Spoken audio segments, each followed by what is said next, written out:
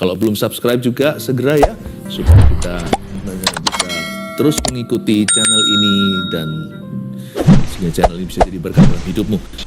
Shalom semuanya, berikan tepuk tangan untuk Tuhan Yesus yang ada di tengah-tengah kita. Haleluya. Silakan duduk. Praise the Lord. Kitab Hakim-Hakim, pasal yang ketiga, ayat yang ke-12 sampai 30. Jadi ayatnya tidak sedikit. Saya langsung saja berhenti di ayat mana, nanti kita mulai dari sana. Bantu saya, karena kalau saya nge-flow kadang-kadang lupa tadi terakhir di ayat keberapa ya. Jadi tolong semuanya fokus. Nanti saya berhenti di ayat-ayat itu memberikan wahyu-wahyu dari Tuhan Yesus. Ayat 12, tetapi orang Israel melakukan pula apa yang jahat di mata Tuhan. Kabar lama, manusia itu pikun rohani, kita cenderung lupa. Bentar lagi mundur, bentar lagi mundur, maju sebentar, mundur banyak. Tetapi orang Israel melakukan pula apa yang jahat di mata Tuhan. Lalu Eglon, Raja Moab, diberi Tuhan kuasa atas orang Israel. Oleh sebab mereka telah melakukan apa yang jahat di mata Tuhan. Berhenti sampai ayat 12, latar belakang cerita ini sama saja. Kita membahas hakim yang kedua.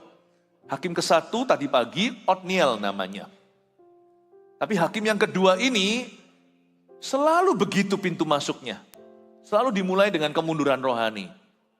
Semua masalah yang tidak datangnya dari Tuhan, Tuhan bukanlah pemberi masalah by the way, kalau Tuhan izinkan. Masalah itu pasti ada maksud baik di dalamnya. Tetapi ada masalah yang kita cari sendiri. Bangsa Israel alami itu.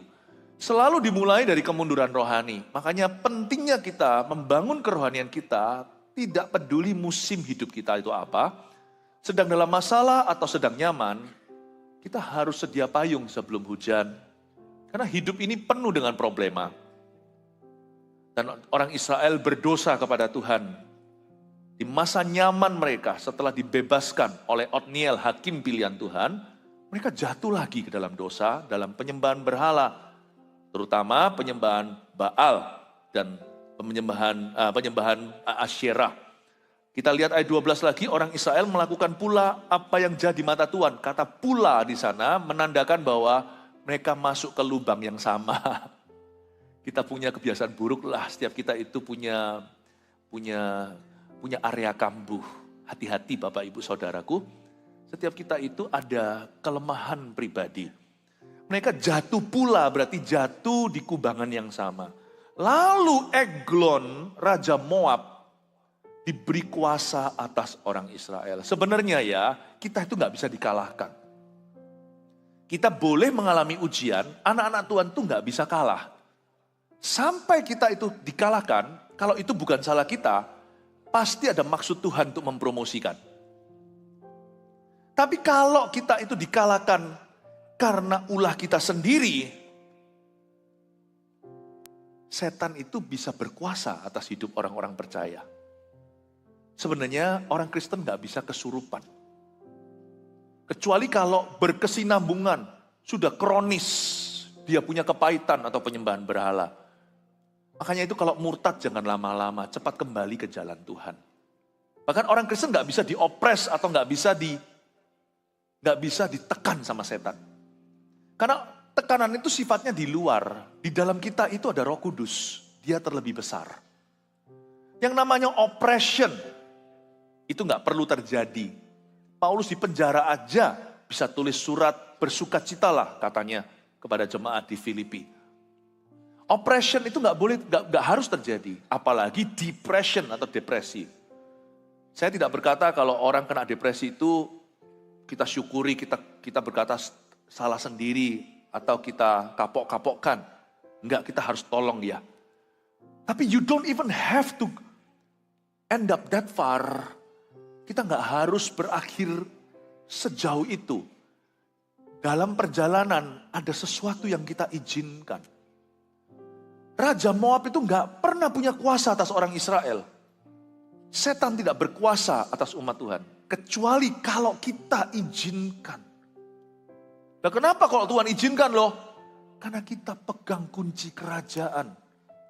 Hidupmu bukan hanya di tangan Tuhan. Tapi di tanganmu juga. Karena Tuhan tidak mengambil kehendak bebas. Karena itu Bapak Ibu Saudara. Kalau Raja Moab sampai berkuasa atasmu.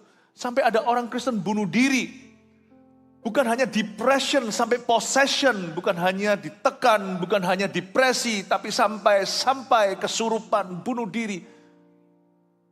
Harus sampai seterpuruk itu. Pernikahan Kristiani juga harus berakhir sampai ke divorce, ke perceraian. Emangnya sudah gak ada orang Majus? Apakah tidak ada lagi penasihat-penasehat dalam Tuhan? Masa kasih gagal sih? Kalau mereka sudah terlanjur, sudah cerai, ya sudah. Mari kita sama-sama tempuh plan B dan kita cari jalan terbaik. Tapi kalau yang masih menikah, jangan mikir ke sana. Raja Moab, Eglon itu nggak bisa berkuasa atasmu jikalau engkau tidak mengizinkannya. Tapi Tuhan memberi mereka kuasa atas orang Israel karena orang Israel berdosa. Jangan takut sama manusia. Manusia itu tidak bisa berbuat apa-apa kalau Tuhan tidak memberikannya kuasa. Sungguhan loh, orang mau beginikan Anda di Facebook. Orang mau ngomong apapun di dunia maya. Ataupun membencimu di dunia nyata. Kalau Tuhan yang angkat jempol, siapa yang bisa turunkan?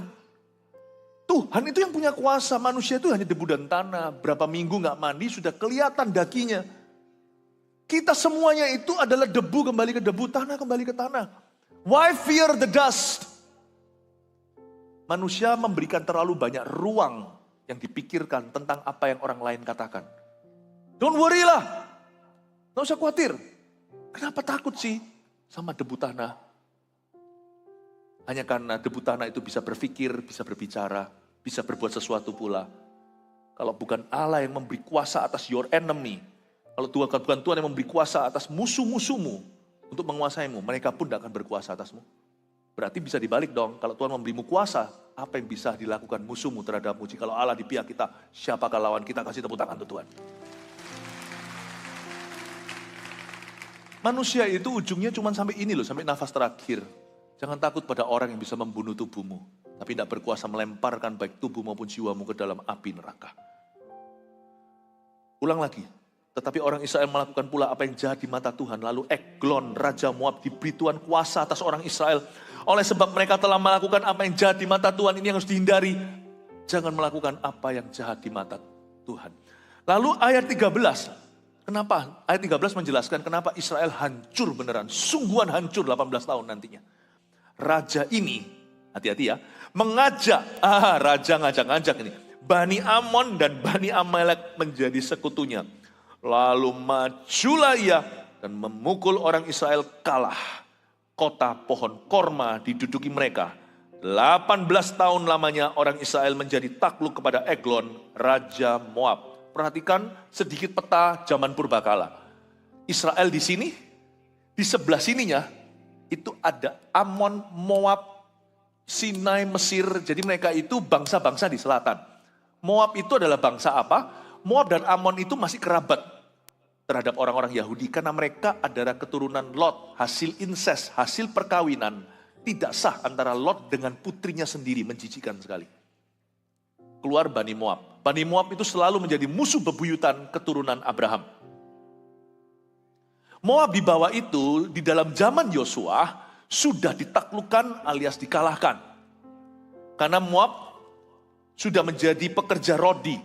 Tapi lucu ya, roda itu berputar selalu. Kadang kita di bawah, kadang kita di atas. Makanya kalau kita di bawah jangan minder, percaya Yesus dia bisa mengangkatmu. Tapi kalau kita di atas, jangan sombong. Karena Tuhan masih berkuasa untuk merendahkan. Ingat ya, kalau kita misalnya dalam dunia bisnis itu adalah market leader. Tidak forever loh. Tidak peduli gajah sebesar apapun juga bisa mati karena semut masuk ke telinganya. Ya ini gak tahu ilmiah enggak, ini hanyalah pepatah. Karena itu yang merasa dirinya semut, jangan merasa kecil. Yang penting gotong royong ya, semut itu kan rame-rame. Yang penting sepakat. Apapun yang bisa Anda lakukan, sepakat dengan keluarga bisa jadi besar. Katakan amin yang percaya. Dan Bani Moab di bawah itu sudah takluk pada Yosua. Tetapi nanti, tahun-tahun kemudian ratusan, 100 tahunan mungkin, mereka tiba-tiba berubah. Menjadi penguasa, lo kok heran ya, anak budak bisa menjadi kuasa, anak bos bisa jatuh miskin. Masih ada lo cerita di dunia ini, OKB orang kaya baru, tapi juga masih ada OMB lo orang miskin baru. Masih ada. Hati-hati, jangan taruh harapan pada harta. Carilah dahulu kerajaan sorga dan kebenarannya. Bukan soal miskin dan kaya. Raja Moab itu sudah jadi orang-orang Rodi. Tapi sekarang jadi penjajah.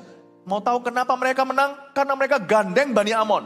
Mereka gandeng Bani Amalek. Amon dan Moab itu tetangga. Amalek kita semua tahu. Amalek itu sangat annoying sekali. Sangat mengganggu. Amalek adalah satu bangsa campuran yang suka sekali hantam Israel bagian belakang.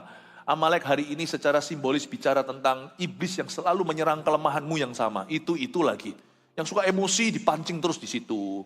Yang jatuh di pornografi begitu pula jatuhnya. Nanti ya yang selalu sukanya judi, gambling, yang sukanya itu spekulasi. Nanti ya kalau nggak jaga hati, nggak bangun rohani. Nanti sekarang bebas, 10 tahun kemudian nanti akan habis banyak uang lagi. Hati-hati. Amalek itu eksis. Amalek itu bukan bangsa. Bangsa ini sudah punah dalam sejarah. Amalek itu sifat hari ini. Amalek itu roh. Tapi waktu saya baca ayat yang ke-13, kenapa Raja Moab itu bisa berkuasa demikian hebat? Karena dia membawa 7 roh yang lebih jahat. Bawa 6 teman-temannya. Yesus berkata, kalau satu orang itu ditinggalkan sama setan karena Yesus membebaskannya, maka roh jahat itu akan keliling ke tempat-tempat yang kering, mengembara ke tempat gersang. Dan kalau dia melihat tempat itu tersapu bersih, itu bukan holy atau suci, tetapi enggak terisi. Itu biasanya orang Kristen yang sudah terima Yesus lalu ya sudah wis tunggu surga. Maka dia akan keliling mengajak 7 roh yang lebih jahat, total 8 akan masuk ke dalam diri orang itu. Raja Moab nggak akan diam. Ketika dia lawan mereka, dia ajak Amon, ajak Amalek juga. Anda lihat ya sifat setan ya, kita lihat dalam berita. Misalnya penembakan di Amerika. Wah, tembak di Amerika, ngapain sih lu mau bunuh diri kok ngajak-ngajak orang lain, pergi ke mall lagi, door. Itu yang terjadi di Texas. Lalu yang pertama, dulu sekali, nggak tahu Anda masih ingat nggak, ada orang masuk ke sinema, orang lagi kencan, orang lagi ajak keluarga, lihat film bersama, lihat movie, datang satu orang dengan senapan. Mati semua. Mati beberapa. Setan itu gitu sifatnya. Dia selalu suka ajak-ajak. Makanya sifat umat Tuhan beda. Nanti di ibadah ketiga ibadah keempat saya akan sampaikan. Kalau Tuhan suruh kita sesuatu, kita harus berani sendirian. Harus berani sendirian. Nanti Tuhan akan kirimkan kawan. Tapi waktu langkah pertama, berani sendiri sama Tuhan. Tapi setan tidak begitu. Dia punya satu sifat selalu ajak teman-temannya. Sesama teman penjahat. Dia selalu membawa 7 roh yang lebih jahat. Hati-hati Bapak Ibu Saudara, sekalipun kita sudah bertobat. Kalau hari ini kita nggak jaga hati, 7 roh lebih jahat sudah menunggu di depan pintu. Saya sudah kenal Yesus dari tahun 92, 31 tahun ini saya lahir baru. Sempurna? Enggak. Jatuh bangun dalam kesalahan? Ya. Saya nggak munafik, saya ngomong apa adanya. But, saya tidak kembali ke hidup lamaku.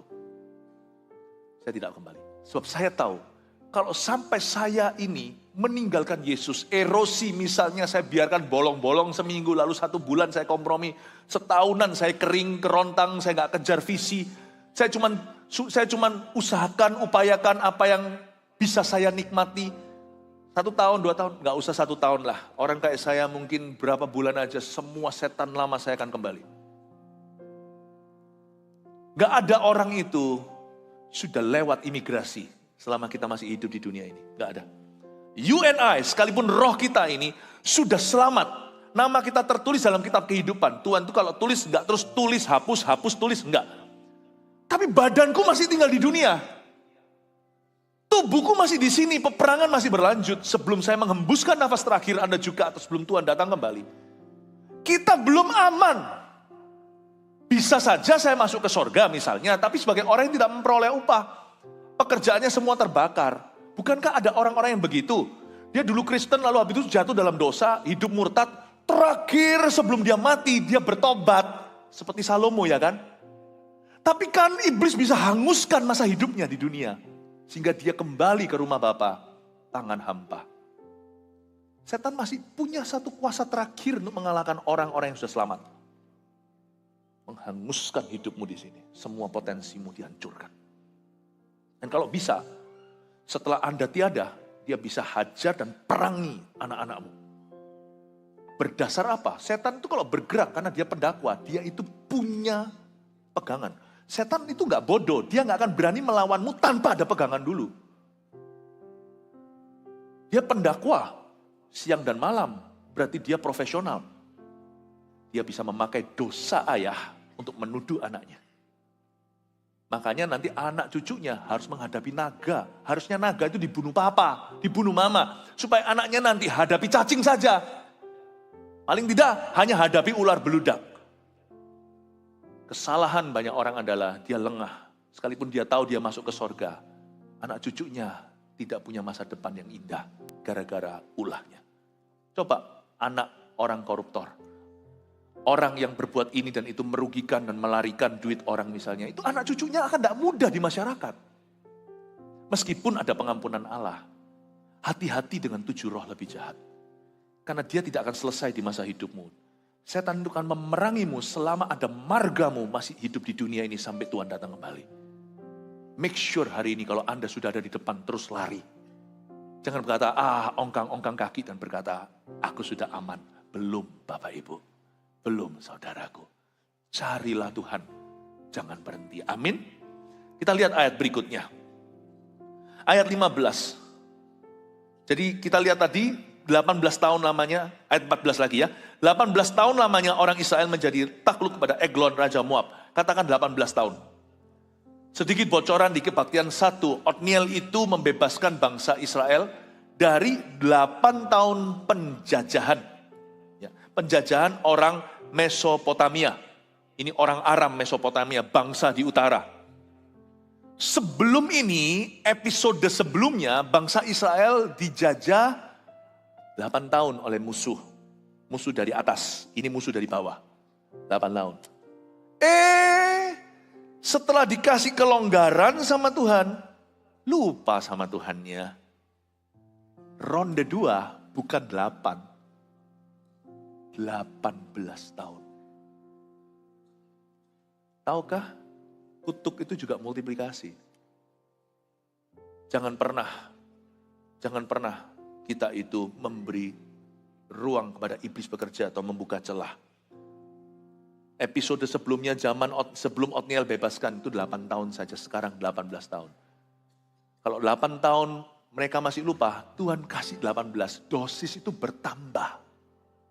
Jikalau tongkat tidak bisa berbicara, terpaksa Tuhan harus bicara dengan gada.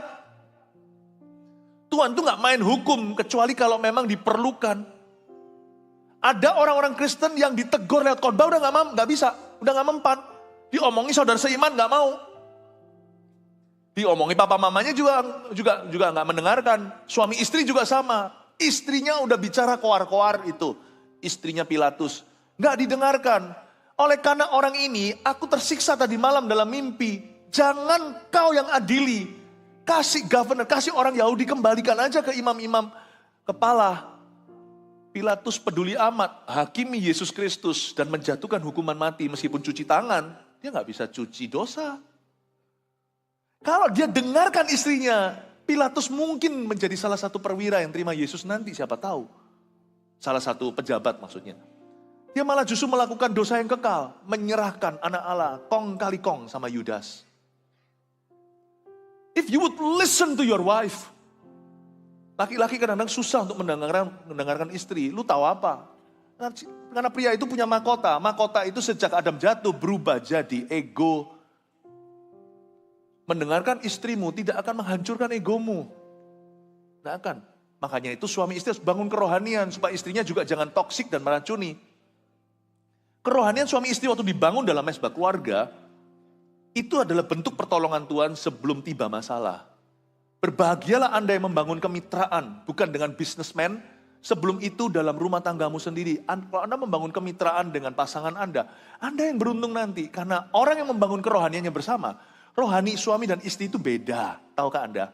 Kalau sama, Tuhan yang rugi, meskipun mereka dua menjadi satu, tapi rohani mereka sendiri-sendiri meskipun membangunnya bersama-sama dalam mesbah keluarga. Mengapa? Karena di dalam dunia Allah, kalau suami istri kompak dalam Tuhan, mereka tidak akan pernah kompak dalam dosa seperti Ananias dan Safira. dengarkan istrimu. Istri juga dengarkan suaminya. Ada orang nggak mempan diberitahukan. Ada orang Kristen yang sudah kapalan hatinya. Dikasih khotbah juga nggak bisa. Jadi yang seperti itu gimana? Kalau dikasih dosisnya 8 gram nggak mempan. Ya terpaksa 18 gram lah. Minum obat 8 miligram nggak sanggup. Kenapa? Ada orang yang selalu minum obat tidur kan? Kalau karena saya nggak jarang-jarang, kecuali kalau long haul flight atau kalau terbang yang jarak jauh antar benua begitu, supaya saya tidur, istirahat, bangun, langsung aktivitas setelah saya mendarat. Supaya saya tidur nyenyak, saya dikasih sedikit aja, minum obat batuk gitu aja langsung teler. Tapi orang yang sudah tiap hari, tiap malam kecanduan, kasih yang minum obat batuk gitu, nggak mempan lah. Jadi manisan. Ada orang yang nggak mempan hukuman Tuhan sih. Jangan sampai nak mempannya itu sampai maut. Baru ngerti, baru sadar. Upah dosa ialah maut. Saya mau sama Tuhan itu generik hati. Sampai forever kapanpun Tuhan cuman sedikit melirik ke saya aja saya ngerti. Saya gak usah pakai pukul-pukulan. Saya paham. Saya mau jadi anak Tuhan yang baik. Saya harap di sini juga Tuhan tidak perlu bicara lewat hukuman. Tapi supaya Tuhan bicara lewat firman, Anda sudah mendengarkan. Amin. Kasih tepuk tangan untuk Tuhan Yesus. Lanjut lagi ya, ayat yang ke-15 sekarang. Lalu orang Israel berseru kepada Tuhan. Maka Tuhan membangkitkan mereka seorang penyelamat, yakni Ehud anak Gera, orang Benyamin, seorang yang kidal. Dengan perantaraannya, orang Israel biasa mengirimkan upeti kepada Eglon, Raja Moab. Saya mau jelaskan ayat 15. Setelah 8 gram gak mempan, 18 gram akhirnya mempan, mereka berseru kepada Tuhan. Dan Tuhan membangkitkan seorang yang sama sekali mereka tidak duga. Namanya Ehud, anak Gera. Papanya namanya Gera. Anak Ehud ini seorang Benyamin. Benyamin dari 12 suku Israel, anak Yakub, putranya. Benyamin adalah si bungsu. Makanya pertolongan Tuhan itu nggak masuk akal. Kenapa Tuhan pakai suku yang paling kecil pada zaman hakim-hakim? Tahu nggak jumlah mereka, satu suku ini hanya sisa 600 pria. Ini adalah suku yang lemah. Coba bayangkan, misalkan, sebenarnya berapa orang sih di Indonesia ini suku Sunda? Pasti jutaan. Suku Batak, wah, apalagi yang udah tersebar di mana-mana. Apalagi di daerah Sumatera, wah banyak.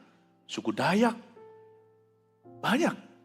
Suku Tionghoa juga orang Indonesia, berapa banyak? Suku Jawa, wah jangan ngomong lagi, populasi Indonesia.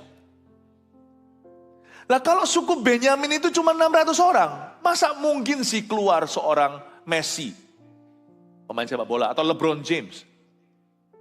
Mau tahu kenapa Indonesia dalam berbagai bidang itu berkuasa? Karena populasi kita itu hampir 300 juta. Dibanding dengan negara tetangga misalnya, negara mana? Malaysia, Brunei Darussalam, jauhlah populasinya. Dengan banyaknya populasi, banyak pilihan. Kenapa Tuhan tidak pilih suku Yehuda? Yehuda besar saudara, atau Efraim, sebelah utara, Manase. Itu suku yang besar di utara, Yehuda di selatan. Kenapa pilih Benyamin? Pilihannya gak banyak. Kenapa Eropa banyak pemain sepak bola? Indonesia juga. Tapi kan di sana betul-betul dimodalin. Tapi juga semua orang main bola di sana dan seluruh Eropa liganya. Makanya banyak orang, banyak bintang dari situ ya kan? Kenapa pilih seorang hero dari satu suku yang hampir punah? Jangan pernah kita menganggap abundance is our help. Jangan kita mengira kita punya sesuatu itu banyak, otomatis pertolongan Tuhan dari situ. Entah itu uang, kayak koneksi, kepandaian, whatever. Kadang-kadang Tuhan pakai sesuatu yang gak akan mati. Sesuatu yang kita remehkan. Belum lagi, seorang Benyamin ini, dia bertangan kidal. Lucu gak? Tahu gak? Kata Benyamin di situ, kata Benjamin itu artinya apa? Artinya the right hand of God. Kata Benyamin artinya tangan kanan Tuhan. Lah kok Tuhan pilih tangan kiri? Ironis kan? Bapak ibu saudara, pertolongan Tuhan yang ajaib itu seringkali tidak terduga. Kadang-kadang justru nanti datangnya dari sesuatu atau seseorang yang Anda remehkan. Makanya kita sampai kapanpun kita hidup, tidak boleh hanya mau main atas. Belajar untuk mengorangkan semua orang. Belajar untuk memperlakukan setiap orang dengan penghargaan.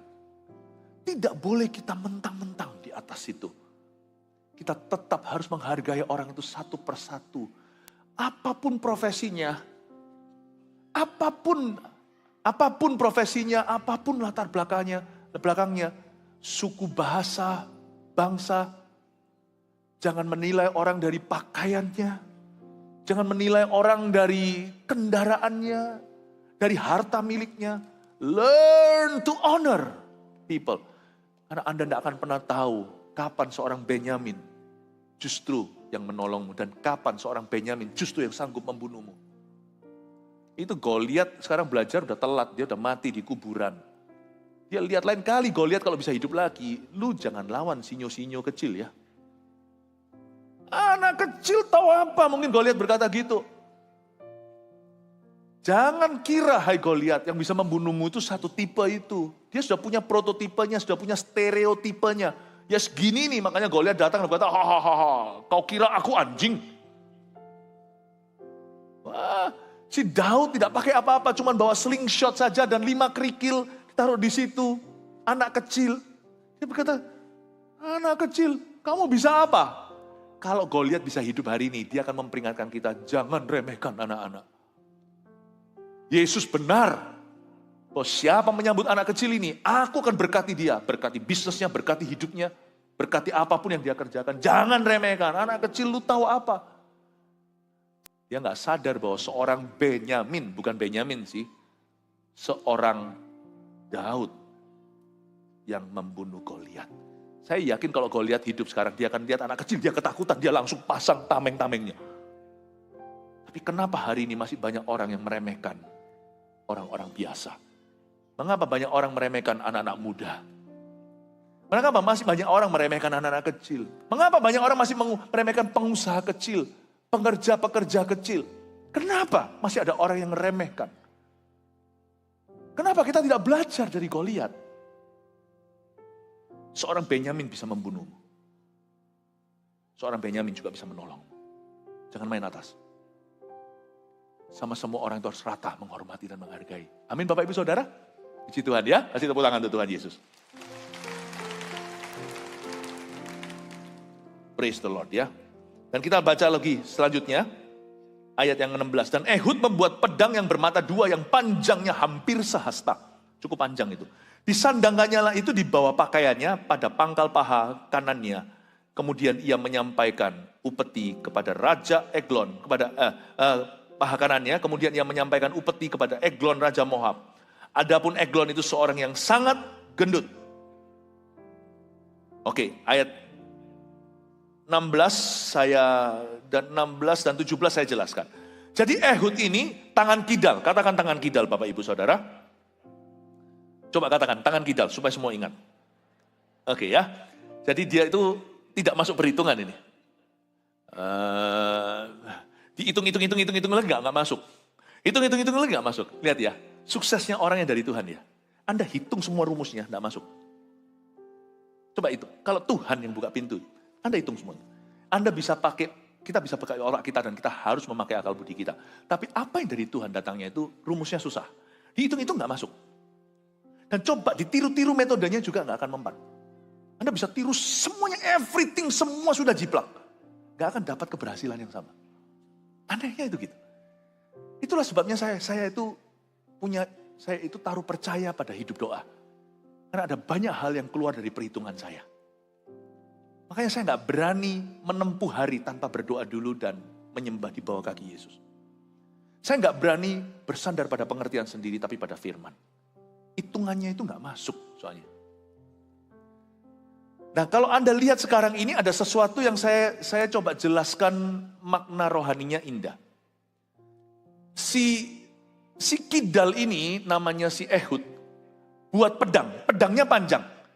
Panjangnya hampir sehasta, disandang di bawah pakaiannya. Kenapa dia buat pedang panjang? Aku seorang kapiten. Gitu. Kalau saya kecilnya dulu selalu nyanyi itu. Nggak tahu, anak kecil sekarang nggak tahu. Mempunyai pedang panjang bila berjalan. Brok, brok, brok. Aku seorang kapiten. Itu lagu yang nggak ada maksudnya. Kenapa Ehud membuat pedang panjang? Karena dia riset dulu. Jangan semua kita itu harapkan mujizat. Kita juga harus lakukan bagian kita, sekalipun tidak masuk perhitungan. Tidak masuk hitungan kita, pertolongan Tuhan yang ajaib dan tak terduga. Namun tetaplah lakukan due diligence, lakukan bagianmu sendiri. Dia tahu si Eglon ini gemuk. Gemuknya itu gemuk besar, orang Moab itu gede-gede. Di daerah-daerah Timur Tengah dulu itu banyak raksasa kayak Goliat. Goliat itu nggak hanya Goliat saja. Kalau Anda baca di Alkitab ada beberapa. Orang enak itu. Orang enak yang ada di tanah perjanjian. Itu orang besar-besar. Dan ini bukan cuma tinggi tapi juga tebal. Nah dia buat pedang hampir sehasta karena tubuhnya gemuk. Memang ini zaman perang. Ini pedang untuk menusuk. Jelek. Kalau itu pedangnya cuman kecil, dia pendarahan iya, tapi hanya permukaan. Dan dia buat pedang itu sesuai dengan kebutuhan. Mujizat itu dari Tuhan, tapi belajar untuk tanggung jawab dengan apa yang Anda butuhkan. Lakukan persiapan. Jangan kita berkata, aku percaya akan turun hujan. Kalau percaya bawa payung dari rumah. Dan kalau Anda perginya satu keluarga berlima, jangan bawa satu aja payung, kecuali payung untuk jual botol minuman itu mungkin yang gede. Ada tulisan Coca-Cola, teh botol atau apa. Tapi kalau Anda berlima ya bawa minimal 3. Papa mama 1, anak-anak. Jangan bilang kita percaya hujan akan turun, kalau kita tidak ada persiapan. Kalau ada orang berkata, pakai aku ke mancanegara, ke bangsa-bangsa. Ya belajar bahasa. Keluar dari zona nyaman. Belajar Inggris kayak, belajar Chinese kayak, belajar bahasa apa-apa. Jangan belajar itu berdasarkan drama Korea. Kecuali kalau memang Anda punya bisnis mau kembang ke sana atau memang mau pelayanan ke situ. Kalau cuma belajar bahasa Korea karena suka drama Korea, ujungnya Anda hanya ngefans, tidak berguna. Berguna sih kalau untuk pesan makanan di restoran. Pastikan pedangmu itu tepat guna. Ini menusuk nggak ke Eglon, nanti itu Tuhan. Pokoknya aku siapkan dari rumah, ini cukup untuk menembus, sorry ini memang agak sedikit kejam karena ini zaman perang. Ini cukup untuk menembus badannya yang tebal itu sampai ke dinding jantungnya. Ini bisa masuk. Pastikan Anda mempersiapkan diri. Aku mau mengembang tokonya dan sebagainya. Kalau gitu pastikan sistemnya jalan. Pastikan sistemnya jalan. Apa yang Anda perlu perbaiki mungkin? Servisnya, IT-nya, saya tidak tahu bidang apa. Pastikan, semua itu ada fondasinya. Nanti berkembang ke kiri kanan atau tidak, itu sesuai dengan janji Tuhan. Bapak Ibu Saudara, pedangnya Ehud sesuai kebutuhan dan dia persiapkan. Dan dia taruh di pangkal paha kanan. Kalau ditaruh di pangkal paha kiri sebelah sini, jadi itu pedang panjang ditaruh di sini, ya mungkin sehasta itu berapa ya? Sini. Nanti waktu dia keluarkan, kelihatan. Dia taruh di sebelah kanan. Supaya keluarnya cepat. Sangat, itu nggak perlu tanya Tuhan. Harus pakai common sense. Jangan hanya minta hikmat Allah. Pakai dulu hikmat yang Tuhan sudah percayakan ke kita sehari-hari lewat pengalaman. Jangan bersandar pada pengertianmu sendiri ya. Tapi janganlah biarkan hikmat kita itu pengangguran. Itu pun dari Tuhan. Sebab semua hikmat pengetahuan itu dari Roh Kudus. Asal permulaan hikmat kita adalah takut akan Allah. Semua common sense pengetahuan itu gunakan. Itu dari Tuhan, itu berkat. Saya dulu waktu melihat polisian dulu zaman saya waktu kecil saya suka pakai kostum-kostuman. Lalu saya suka pilih kostum polisi tentara. Dari kecilnya dulu kan saya suka yang gitu ya. Tembaknya itu tembak-tembakan sih. Kan ditaruh di sebelah sini ya. Gini loh tembaknya tuh gini. Wah, namanya anak kecil gak praktis. Lalu waktu suatu hari saya pergi ke Hong Kong atau enggak, atau kemana, ini ada orang-orang Hong Kong yang tahu di sini. Tembaknya itu dibalik, di sebelah kiri, terus gini. Gini. Sebelah kanan biasanya kan. Ini taruh sebelah kiri seperti ini. Nah, saya bilang kenapa tembaknya begini? Setahu saya tembakan begitu. Gini ya. Kok bingung sih saya ya. Siapa bawa tembak, pinjam? Pistol. Pistolnya kan begini ya, ini ya. Gini kan, wah anak kecil, wah, mau tembak keluarin dari sini. Ya, gagah ya. Tapi dalam kenyataan, lebih pintar taruh di sini. Bukan begini, begitu, ngambilnya cepet. You use your common sense. Common sense dalam pernikahan apa? Kita mau didoakan untuk mujizat, dipulihkan dengan urapan, ditumpangi tangan oleh pendeta dan hamba Tuhan. Kalau kita terus dikit-dikit berantem sebut cerai, use the common sense. How could your marriage be stronger? Kita harus pakai common sense. Bagaimana mungkin pernikahannya jadi kuat?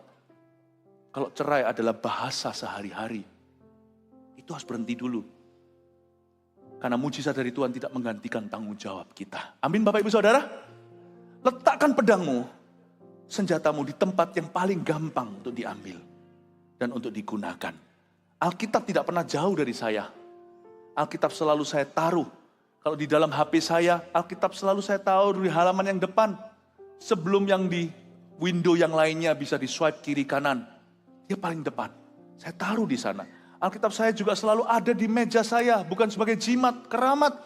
Tapi itu saya buka setiap saat kalau saya membutuhkan. Bapak Ibu Saudara, taruhlah. Taruhlah yang namanya senjata pilihanmu itu selalu di depan mata. Di tempat yang paling gampang untuk Anda raih dan gunakan. Amin Bapak Ibu. Yang ada di samping saya, tempat tidur saya, atau paling tidak tempat pertama yang saya datangi setelah saya bangun dari tidur. Selalu my Bible. Not my HP. HP saya nggak taruh di sebelah kepala saya, kata orang nggak sehat. Tapi Alkitab selalu ada di sorokan sebelahku. Apa yang merupakan senjata pilihanmu, taruh di dekatmu. Taruh di pangkal paha kananmu, jikalau Anda kidal. Kalau Anda tangan kanan, taruh di pangkal paha sebelah kiri. Ambilnya gampang. Amin Bapak Ibu Saudara. Itu suatu hikmat dari Tuhan. Pertolongan Tuhan dari tempat tak terduga. Tapi kalau Anda mau mendapatkan pertolongan Tuhan yang siap sedia, taruhlah di tempat yang terduga. Mujizat dari Tuhan, hikmat tanggung jawab Anda. Kita lihat ayat 18. Sesudah Ehud selesai menyampaikan upeti itu, disuruhnya pembawa-pembawa upeti itu pulang.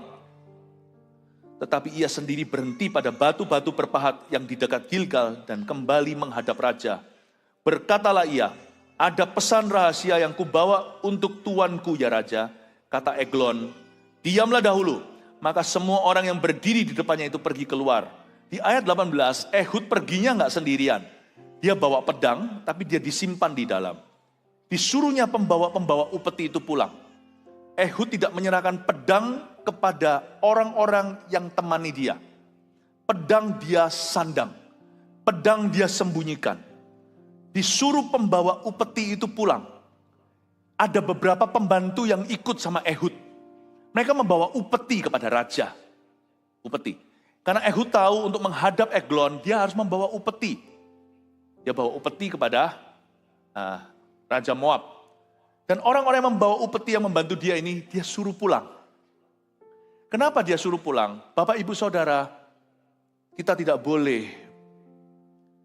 boleh membocorkan apa yang tidak perlu kita bagikan.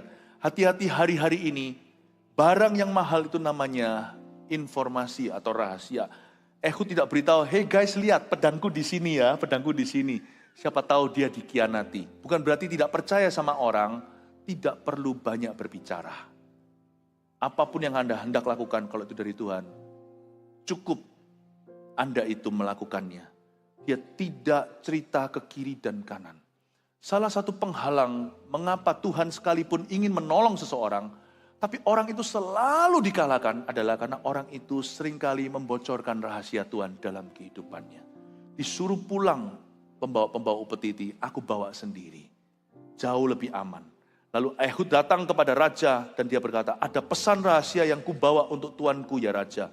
Maka semua orang yang pergi berdiri di depannya itu pergi keluar. Ayat 20, lalu Ehud masuk mendapatkan dia. di rumah peranginannya. Berkatalah Ehud, ada firman Allah yang kubawa untuk tuanku. Lalu bangunlah ia berdiri dari tempat duduknya. Ehud berkata sama raja, ada firman yang kubawa untuk tuanku. Padahal Ehud membawa pedang. Apakah Ehud berbohong? Apakah dia berdusta putih? Orang Kristen juga tidak boleh berdusta putih. Siapa bilang dusta putih dibenarkan oleh Tuhan? Tuhan mengajari kita selalu ada cara lain selain berbohong. Satu hal yang jangan dilestarikan di dalam pelayanan, dalam gereja maupun di dalam keluarga kita adalah suka berbohong. Tuhan itu ajari kita untuk cerdik seperti ular. Tapi kita harus terus tulus seperti merpati. Daripada kalau ada orang telepon misalnya dahulu kala zaman telepon rumah, mama ada nggak? Kita berkata, mama nggak ada. Gara-gara mama berkata, nggak ada. Kalau mama berdosa, ya nanti beritahu mama baik-baik. Mungkin mama yang nggak sengaja, kurang kreatif mungkin memikirkan alasannya. Tapi Anda sebagai anak Tuhan yang sudah dilatih di dalam gerejanya, Anda punya cara lain daripada mama nggak ada. Ikut-ikut, mendingan bilang, apa ada pesan yang bisa saya tuliskan? Loh, mama di mana? Mama di mana? Mama berhalangan untuk menerima telepon. Bukan mama nggak ada, mama di sebelah, tapi menghalangi saya terima telepon, jadi berhalangan. Ada pesan nggak? Can I write down a message? Bisa begitu. Selalu ada jalan lain kok selain bohong. Kalau kita cerdik. Hati-hati Bapak Ibu Saudara tidak boleh gampang berdusta. Bukan tidak boleh gampang, jangan sama sekali. Nanti anak kita lihat. Mau masuk ke theme park atau masuk ke taman hiburan. Anaknya usia berapa? Di depan anaknya masih di bawah umur misalnya, masih umur 10. Ini untuk umur 12. 12, baru ulang tahun tadi pagi. Itu anak boleh masuk. Bagus sih roller coaster ya kan? Tapi anak itu rusak mentalnya. Oh gitu caranya. Gitu. Suatu hari giliran anak, jam 11:30 belum pulang, kemana? Oh iya pelayanan, padahal dugem sama teman. Guru kencing berdiri, murid kencing sembarangan. Hati-hati Bapak Ibu Saudara, don't lie. But this is not a lie. Ehud berkata, ada firman Allah yang kubawa untuk tuanku. Ehud membawa kematian, death. Pedang itulah firman. Ini sebuah peringatan untuk orang-orang Kristen, anak-anak Tuhan yang sudah tidak mempan lagi dikandani oleh Tuhan. Sometimes, bukan selalu. Ini bukan ancaman. God can use death to teach us something. Allah bisa memakai kematian. Kematian juga adalah suatu wujud firman Tuhan. Kadang-kadang kematianlah yang menyadarkan seseorang. Kadang-kadang Tuhan berbicara kalau terpaksa hanya lewat kematianlah mata manusia. Satu rumpun bisa dicelikkan. Tapi menurut saya sih, kalau Eglon memilih firman kan lebih baik daripada memilih pedang Tuhan. Ada firman Allah yang kubawa untuk tuanku. Lalu bangunlah ia berdiri dari tempat duduknya. Dari sini orang Kristen kalah sama seorang Raja Moab. Waktu mendengarkan firman Tuhan, Eglon langsung bangun dari tempat duduknya. Tetapi kalau di dalam gereja seringkali firman Tuhan diberitakan, jemaat baru masuk ke dalam ruang ibadah. Perbedaannya di sana. Mesti hati-hati Bapak Ibu. Harus hati-hati. Jangan sampai kita disalib sama orang-orang yang tidak percaya. Hargai firman Tuhan. Lalu bangunlah ia berdiri dari tempat duduknya. Tapi di sini kerinduan Eglon itu bukanlah kerinduan yang murni. Eglon adalah seorang raja yang terbuka untuk agama apa saja. Ini seorang konglomerat misalnya, atau seorang yang berkuasa, yang sangat suka Nabi. Anda perhatikan nggak? Ada orang yang nggak suka ke gereja, nggak suka dengar khotbah, tapi suka dinubuatkan. Dan dia bahkan akan mencari nabi-nabi atau siapa yang bisa diundang kanan kiri untuk datang ke rumahnya. Loh, itu nggak salah. Karena Tuhan juga pakai cara yang sama, misalnya Elia, Elisa itu kepada janda Sarfat segalanya. Kadang-kadang Tuhan itu utus gojeknya, itu sampai ke depan pintu rumah seseorang, bukan gereja atau pertemuan bersama. Tapi ada orang yang sukanya hanya itu. Dia suka booking hamba-hamba Tuhan. Cuman dibawa datang suruh ngomong sesuatu di persekutuannya, suruh ngomong sesuatu Ya kan persekutuannya dia tentu akan senang. Kenapa? Karena persekutuannya itu di dalam kelola, dalam kendalinya. Kalau gereja tidak dalam kendalinya. Jadi dia panggil, nubuat. Eglon juga gitu, tetap mati itu. Teman-teman. Karena bukan pada mendengar nubuatan. Karena Eglon juga terbuka untuk nabi, terbuka untuk dukun, terbuka untuk orang pintar, dia terbuka untuk apa saja. Dia itu suka firman yang sensasional. Dia suka sesuatu yang bunyinya demikian, firman Tuhan. Dia gak suka pengajaran, itu Eglon. Nah justru itulah kejatuhannya. Apakah bisa kita itu berkenan pada Tuhan dengan cara demikian? Dia sekalipun menunjukkan hormat pada firman, dia tetap mati karena firman itu. Lalu bangunlah ia berdiri dari tempat duduknya, dia berdiri. Just because, hanya karena kita punya selera untuk nubuatan, bukan berarti ada Allah di dalam kehidupanmu. Jangan bergantung nubuatan, nubuatan itu ada tempatnya. Bergantunglah pada hubungan yang reguler dengan Tuhan. Amin Bapak Ibu Saudara. Bergantunglah pada pengajaran firman. Kemudian Ehud mengulurkan tangan kirinya. Dihunusnya pedang itu dari pangkal paha kanannya. Dan ditikamkannya ke perut raja. Sehingga hulunya beserta mata pedang itu masuk. Udah panjang pun mata pedangnya masuk. Kayaknya dia kalkulasinya agak luput si Ehud. Raja bulan terakhir ini gemuk 10 kilo lagi. Dindingnya lebih tebal. Jadi sampai mata pedang itu masuk ke dalam perut raja. Sebab itu, dan lemak menutupi mata pedang itu, sebab pedang itu tidak dicabutnya dari perut raja. Demikianlah Ehud sampai ke serambi. Pintu kamar atas itu ditutup dan dikuncinya setelah ia keluar.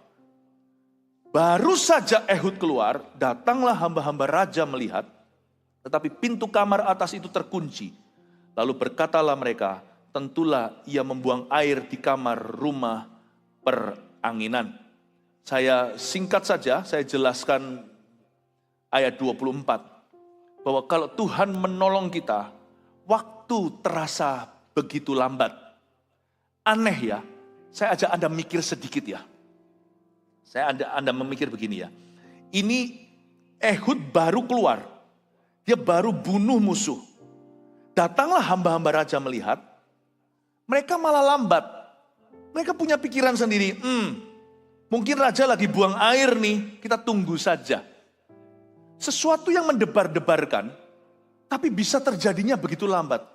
Ternyata teknologi slow-mo atau slow motion itu sebelum ada di HP kita, Tuhan sudah punya dari zaman purbakala. Sadarkah Anda, hidup kita tidak bergantung 24 jam sehari atau 80 tahun, kalau kita bisa hidup selama itu atau 90?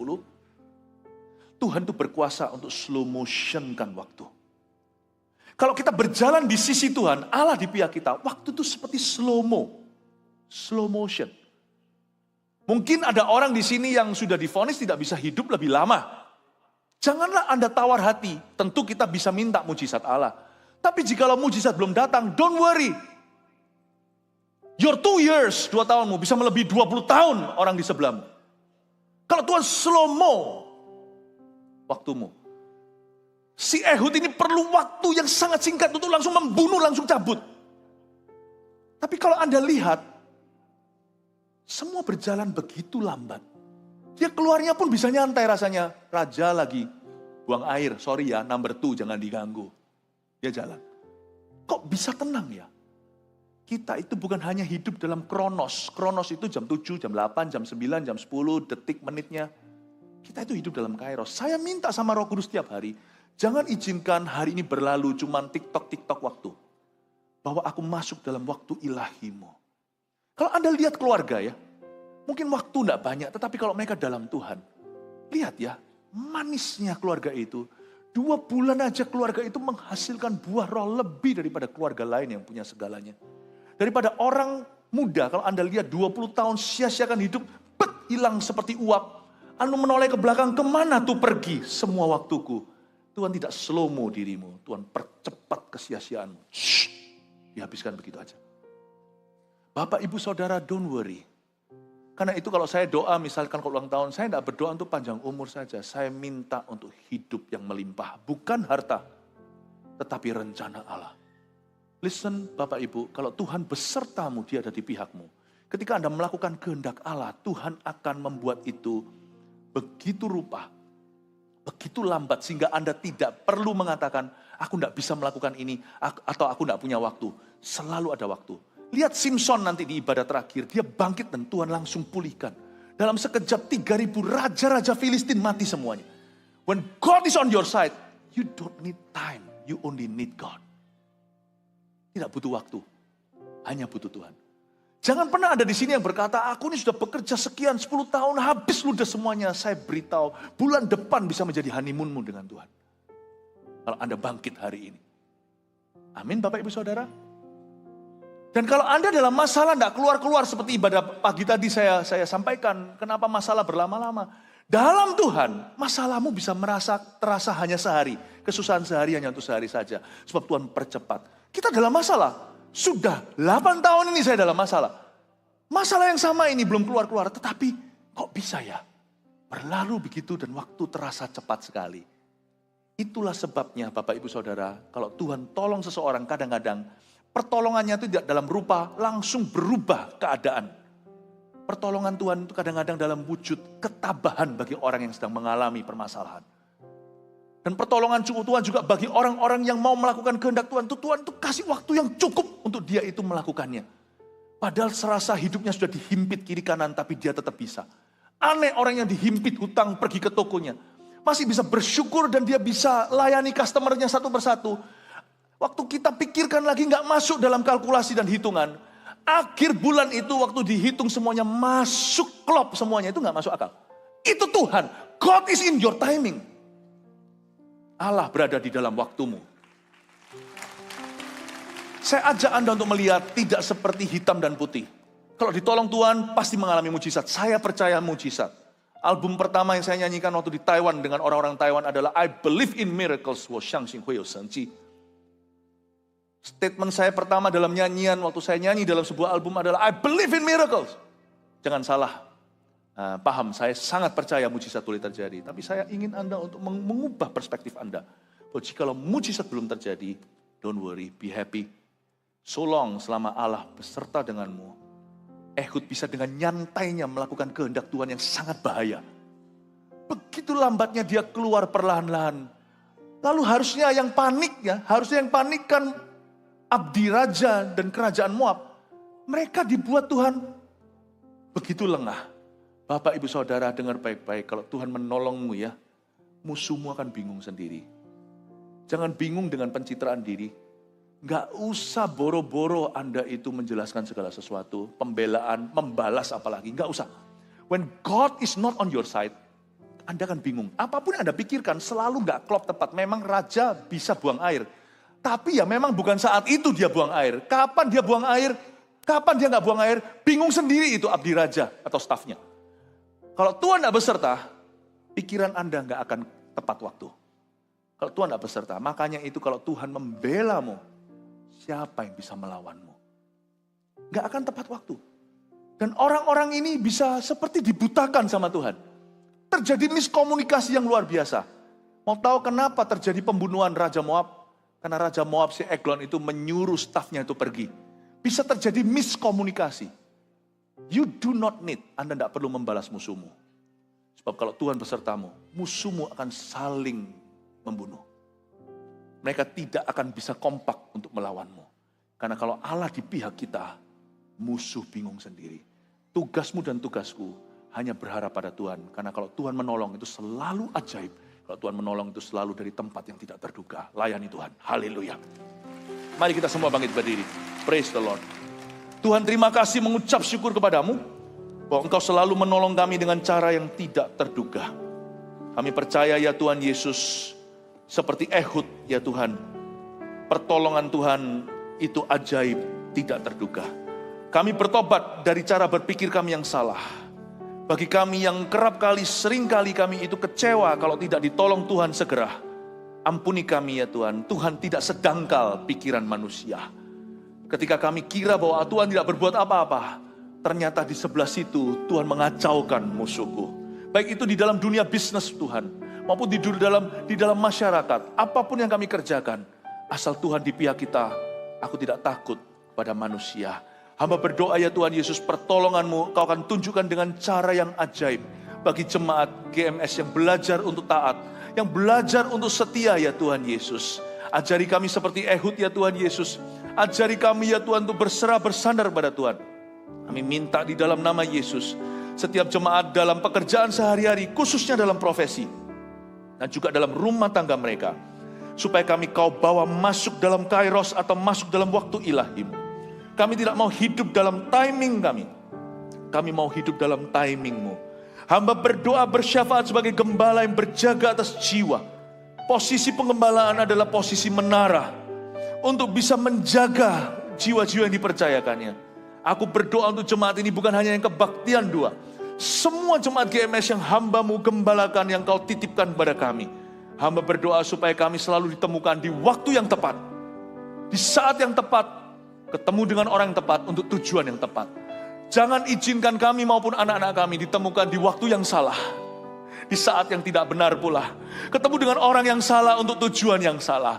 Hamba berdoa Engkau membawa kami masuk ke dalam waktu ilahi-Mu. Tuntun langkah setiap kaki kami ya Tuhan. Dan jika Engkau izinkan ada sebuah permasalahan yang mengetuk pintu kami tengking tidak pergi. Beri kami ketabahan untuk menghadapi. Dan ajari kami wisuda dalam problema, supaya kami nanti keluar menjadi lebih dari pemenang. Kami tidak akan izinkan masalah yang menekan kami, membuat kami depresi, membuat kami tertekan, membuat kami kehilangan sukacita, membuat kami bunuh diri, membuat kami bahkan kesurupan ya Tuhan, membuat kami kepahitan. Kami tidak mau mengizinkan itu, karena roh di dalam diri kami lebih besar. Hamba bersyafaat Tuhan, sebelum altar call atau apa, hamba-hambamu ini dulu yang berdoa untuk jemaatnya. Hamba berdoa di dalam nama Yesus, lindungi ya Tuhan Yesus jemaat GMS ya Tuhan dalam keseharian mereka. Lindungi di dalam nama Yesus. Hamba angkat tongkat, angkat gada pengembalaan ini dalam sebuah korban pelayanan penyahutan ke dalam tahta Tuhan. Hamba minta satu persatu Engkau yang kenal domba-dombamu ini. Hamba berdoa dengan otoritas, protect these church members in Jesus name, di dalam nama Yesus. Haleluya.